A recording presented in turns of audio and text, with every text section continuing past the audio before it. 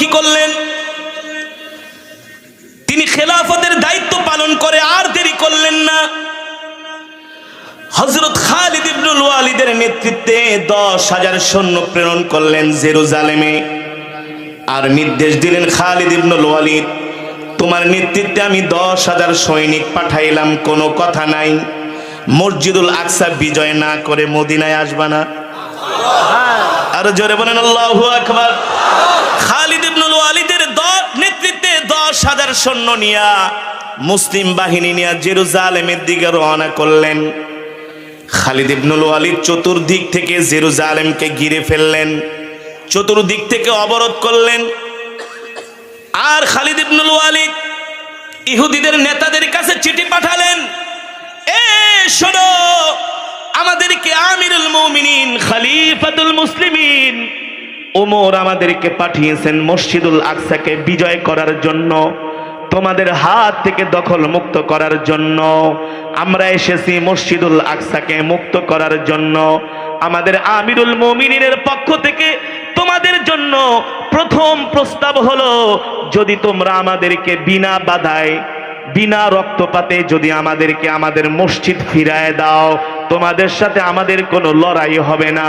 আর যদি আমাদের মসজিদ আমাদেরকে ফিরায় না দাও, আমাদের তরবারির আঘাত থেকে একটা ইহুদিও বাঁচতে পারবে না। আর কোনো কথা নেই, কথা মাত্র দুইটা। কয়টা?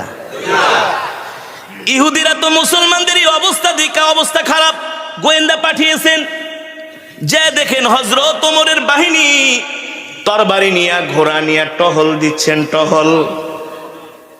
ইহুদিদের গোয়েন্দারা আয়েশা তাদের নেতাকে বলে, শোনেন, অবস্থা কিন্তু বেশি ভালো না, মুসলমানদের যে অবস্থা দেখতেছি, তাদের হাতে যদি তাদের মসজিদ আমরা ফিরায় না দিই, তাদের তরবারির আঘাত থেকে আমরা একজনও বাঁচতে পারবো না। আল্লাহু আকবার।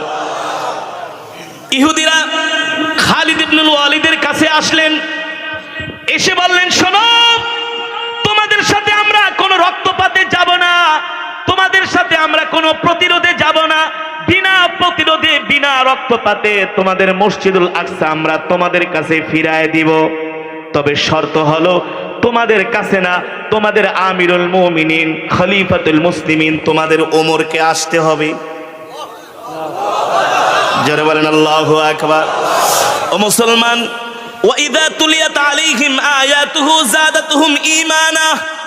সাহাবায়ে কেরাম তো আল্লাহর কোরআনকে শুধু মুহাব্বত করতেন না, শুধু তেলাওয়াত করতেন না, সাহাবায়ে কেরাম আল্লাহর কোরআনের প্রতিটা কথা ওই সময়